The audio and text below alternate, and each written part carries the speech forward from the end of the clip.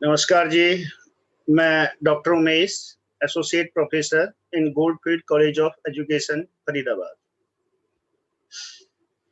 आज हम बात करेंगे एमएड 4th सेमेस्टर में जो हमारा प्रैक्टिकल का वर्क है, सेल्फ डेवलपमेंट स्किल्स योगा।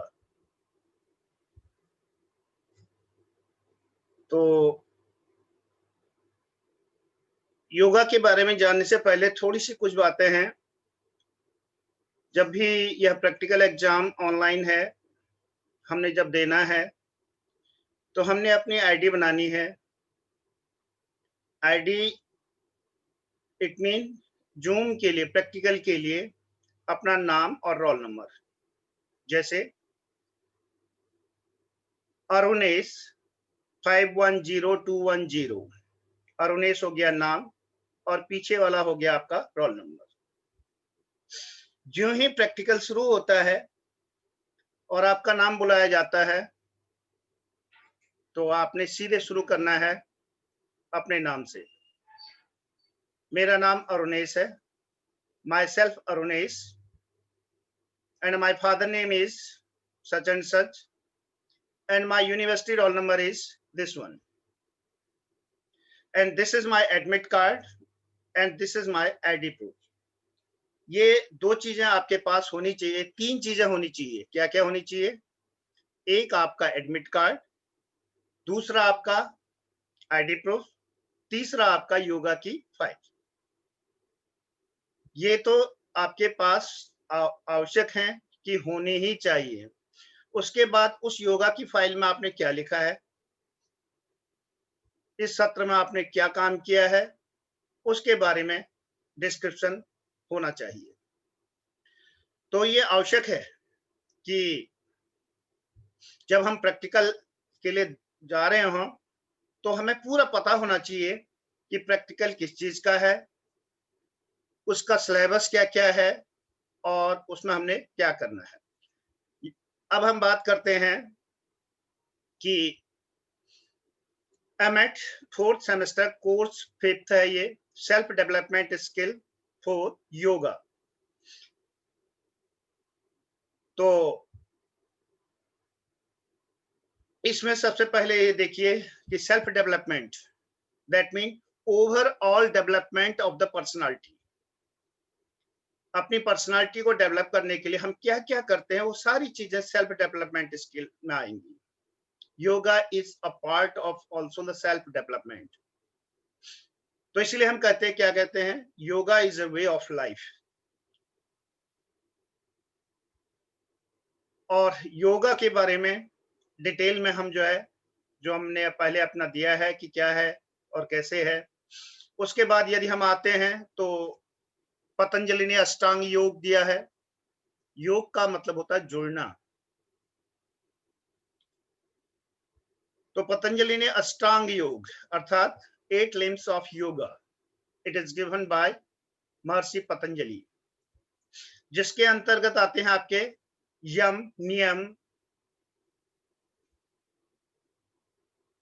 प्राणायाम, प्रत्याहार, आसन, ध्यान, धारणा और समाधि। नियम हमेशा एक्सटर्नल भोज है, मतलब बाहरी शुद्धि को नियम यम कहते हैं, और आंतरिक शुद्धि नियम है। और उसके बाद प्रत्याहार, प्रति प्लस आहार, अर्थात बाहर की सांसारिक वस्तुओं से डिस्ट्रैक्शन, उसके प्रति ज्यादा लगाव न होना। प्राणायाम, अपने आप को योग के माध्यम से श्वास द्वारा कंट्रोल करना, that is also called as the breathing या ब्रीदिंग एक्सरसाइज और ब्रीथ कंट्रोल एक्सरसाइज। उसके बाद आते हैं आसन। शारीरिक फिजिकल हेल्थ के लिए, शारीरिक स्वास्थ्य के लिए आसनों का होना बहुत जरूरी है, और प्रत्येक आसन करने का अलग अलग तरीका है और उसी हिसाब से वह आसन भी करना चाहिए। फिर आता है आपका धारणा, that mean concentration on an object, place और सब्जेक्ट, धारणा। धारणा के बाद आता है ध्यान, दैट मीन पूरा मेडिटेशन। उसके बाद है समाधि। ये 8 लिम्स अष्टांग योग के हैं। अब हम आप बात करते हैं कि हमारे जीवन का लक्ष्य क्या है। तो जो हमारे पुराने ऋषि मुनि हैं उनने दिए हैं जीवन के 4 लक्ष्य, 4 गोल। धर्म, अर्थ, काम और मोक्ष। धर्म, अर्थ, काम और मोक्ष। बहुत मेहनत से सही डायरेक्शन में काम करना, उससे जो है अर्थ, पैसे को कमाना, और उस पैसे को जो है धर्म के कामों में लगाना, और उसके बाद उससे मोक्ष की प्राप्ति। तो ये हमारे 4 जो है जीवन के लक्ष्य हैं जो हमारे ऋषि मुनियों ने बताए हैं। तो इनको ध्यान में रखते हुए हमें अपना वो करना है। यदि हम अपने शरीर की बात करें तो शरीर में हमारे 5 कोष होते हैं। ये 5 कोष का दिया है सेल्फ के लिए। हम देखें तो सबसे अंदर ब्लिस, कृपा, आशीर्वाद। दूसरे नंबर में आता विजडम, ज्ञान। उससे बाहर क्या आते तो मेंटल जो है, फिर एनर्जी, और लास्ट में भौतिक या फिजिकल। इन कोषों को अगर वैसे देखें तो ये है आपका अन्नमय कोष, प्राणमय कोष, और मनोमय कोष, और विजनमय कोष। और यदि हम गुणों की बात करें तो श्रीमद् भागवत गीता में भी 3 गुणों का बहुत अच्छा वर्णन है।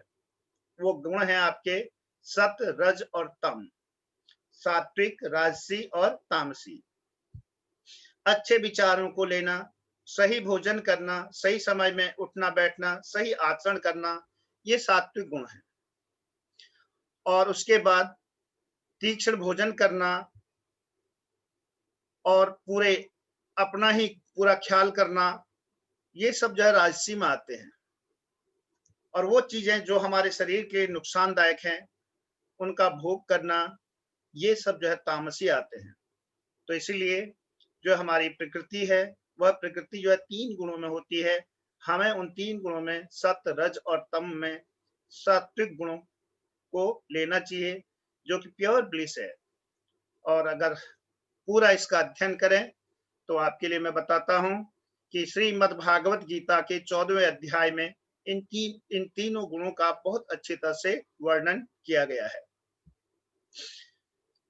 तो योग हमारे पूरे जो पर्सनालिटी डेवलपमेंट है उसको इंटीग्रेट करता है, उसको जोड़ता है। ये हमारे डायमेंशंस क्या हो सकते हैं, जैसे फिजिकल डायमेंशन, शारीरिक हो गया, intellectual dimension, emotional dimension, social dimension और स्पिरिचुअल डायमेंशन।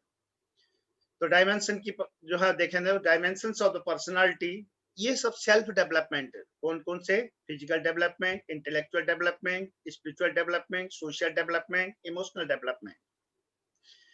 कभी कभी हम देखते हैं किसी व्यक्ति को बहुत जल्दी गुस्सा आ जाता है और बहुत जल्दी खुश हो जाता है। दैट मीन उसमें इमोशनल मैच्योरिटी नहीं है।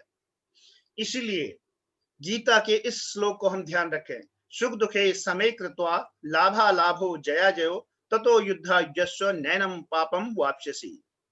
श्री कृष्ण भगवान ने कहा है सुख हो दुख हो, लाभ हो या हानि हो, हर स्थिति में एक जैसा रहना, यह हमारी इमोशनल मैच्योरिटी को शो करता है। समाज में हम कैसे उठते बैठते हैं, सामाजिक कार्यों को कैसे करते हैं, यह सोशल डेवलपमेंट में आता है। हमारा अध्यात्म कैसा, यह स्पिरिचुअल डेवलपमेंट आता है। शारीरिक रूप से हम स्वस्थ हैं या नहीं है, कितने पुष्ट हैं, यह फिजिकल डेवलपमेंट में आता है। और हमारी बुद्धि कितना काम करती है, जिस हिसाब से यह चलता है, यह सब इंटेलेक्चुअल या कॉग्निटिव डेवलपमेंट में आता है। तो इस तरह से ये पर्सनालिटी के अलग अलग डेवलपमेंट हैं। ये सब के सब जो है आपके सेल्फ डेवलपमेंट के ही पार्ट है। तो इनको हम अच्छी तरह से देखें और यम पतंजलि के जो अष्टांग योग हैं उनका जो है ध्यान करते हैं, उनको जो अपने दिमाग में रखते हुए अपने आप जो है आगे कर सकते हैं। जैसे यदि हम देखें तो पर्सनालिटी डेवलपमेंट के लिए अष्टांग योग में जो यम है, इससे इमोशनल, सोशल और स्पिरिचुअल डेवलपमेंट होता है। जो पहला लिंब है अष्टांग योग का, जो पहला पार्ट है यम, इससे हमारा संवेगात्मक, सामाजिक और स्पिरिचुअल डेवलपमेंट होता है। नियम से, उसका पालन से इमोशनल, इंटेलेक्चुअल, स्पिरिचुअल डेवलपमेंट है। आसन से हमारा फिजिकल और इमोशनल डेवलपमेंट होता है। प्राणायाम से फिजिकल और इमोशनल डेवलपमेंट होता है। प्रत्याहार से इमोशनल, इंटेलेक्चुअल और स्पिरिचुअल डेवलपमेंट होता है। धारणा, ध्यान और समाधि से हमारा इमोशनल, इंटेलेक्चुअल और स्पिरिचुअल डेवलपमेंट होता है। क्योंकि धारणा, ध्यान, समाधि में ही ये आपके जो है आते हैं कि उसको मेडिटेशन करना, अपने आप को, अपने माइंड को कंट्रोल में रखना, ये सब इसमें आते हैं। योगा का एक बहुत बड़ा काम है, बहुत बड़ा इंपॉर्टेंस है स्ट्रेस मैनेजमेंट के लिए। जिंदगी में हम बहुत जगह जाते रहते हैं, इधर उधर अनेक प्रकार के लोगों से मिलते हैं, अनेक कामों की परेशानियां होती हैं, जिससे हमारे दिमाग में तनाव रहता है। कभी कभी घर में झगड़ा हो जाता है, वह भी तनाव का कारण है। और क्लास में बच्चों को पढ़ाते समय किसी बच्चे ने थोड़ा सा जो है किसी तरह से बोल दिया, तो वहां पर भी जो है स्ट्रेस हो सकता है। बच्चे को भी स्ट्रेस हो सकता है, ये टीचर ने डांट दिया। तो इस तरह से हर व्यक्ति को कहीं कहीं थोड़ा बहुत स्ट्रेस हो सकता है। थोड़ा बहुत स्ट्रेस तो चलेगा, लेकिन ज्यादा स्ट्रेस हो गया तो उसके लिए स्ट्रेस मैनेजमेंट जरूरी है। और योगा उसका बहुत बड़ा साधन है कि तनाव से मुक्त होने का। तनाव से मुक्त होने के लिए योग करना, मेडिटेशन करना, ध्यान में आना, ये बहुत सारी चीजें हैं। अब स्ट्रेस दो तरह के होते हैं। एक है आपका यू स्ट्रेस, दूसरा है आपका डिस स्ट्रेस। अच्छा तनाव और बुरा तनाव। अच्छा तनाव वो तनाव है जिसके कारण जो है हम में जो है बड़े आनंद की अनुभूति होती है कि ये काम हमने करना है और ये चीज हमने इस तरह से करनी है। तो ये आपका यू स्ट्रेस है, जिससे कि जो है एक बहुत ही हमें जो है प्लीजेंट फॉर्म ऑफ स्ट्रेस है, समझ लीजिए ये आपका। और जो दूसरा डिस्ट्रेस है, ये बैड स्ट्रेस है। यह लड़ाई झगड़ा, ये सो सारा, यह सब जो है डिस्ट्रेस के कारण है। तो इस तरह से यू हमारा अच्छा जो तनाव है वह बढ़े और बुरा तनाव वह घटे। तो ये इसके लिए हमने जो है सारी रखनी है, सारी चीजें। अब जो स्ट्रेसर्स हैं, तो तनाव के हैं, उसमें जो है फिजिकल कंडीशन हो सकती है, फिजियोलॉजिकल स्टेटस हो सकता है, साइकोलॉजिकल कंडीशन हो सकती है, पर्सनल लाइफ इवेंट हो सकते हैं, सोशल कंडीशंस हो सकती हैं, और जहां हम काम कर रहे हैं ये भी उसके लिए कुछ न कुछ फैक्टर्स हो सकते हैं जो हमारे तनाव के कारक हैं या जिनसे तनाव उत्पन्न हो सकता है। तो योगा एक बहुत अच्छी चीज है इन तनावों से मुक्त पाने के लिए।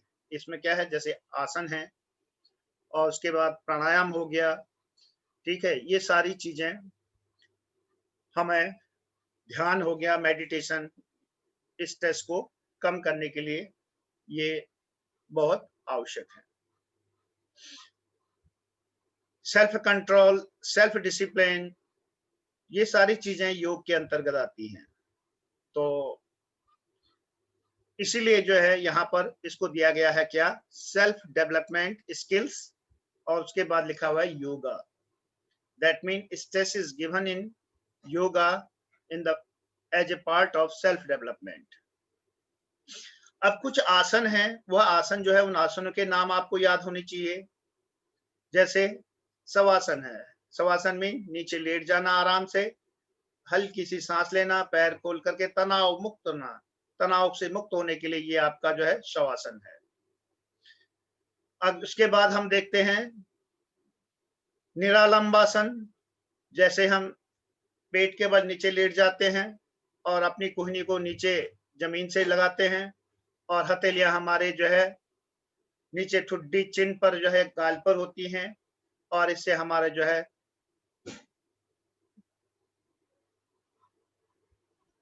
जो इससे हमें जो है जो सर्विकल स्पाइन है या कमर का दर्द जिसे कहते हैं, वह इससे सारा सब दूर हो जाता है।